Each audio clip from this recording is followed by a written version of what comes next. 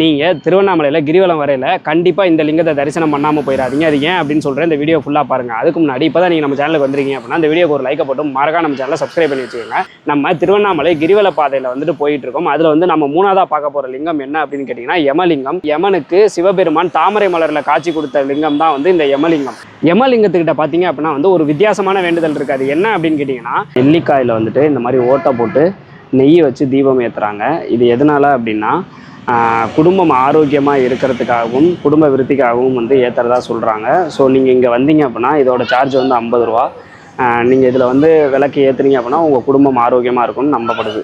இந்த சிவலிங்கத்தை நீங்கள் வழிபடும் பட்சத்தில் வந்துட்டு உங்களுக்கு ஆயுள் விருத்தியும் தேவையற்ற வீண் செலவுகள் குறைஞ்சு பணவரவு வந்து அதிகமாகும் அப்படின்ற மாதிரி சொல்கிறாங்க. விருச்சிக ராசிக்காரர்கள் வழிபட வேண்டிய லிங்கம் தான் வந்து இந்த யமலிங்கம். சிவனை இன்றளவும் வாழ்கிறதா நம்பப்படுற மலை தான் வந்து இந்த திருவண்ணாமலை. இதை பற்றி ரொம்ப டீட்டெயிலாக நம்ம ஃபுல் வீடியோவில் சொல்லியிருக்கோம். மறக்காம போய் பாருங்கள். அடுத்ததாக என்ன பண்ணணும் அப்படிங்கிறத அடுத்த வீடியோவில் சொல்கிறேன். மறக்காம நம்ம சேனலை சப்ஸ்கிரைப் பண்ணி வச்சுக்கோங்க. பாய்.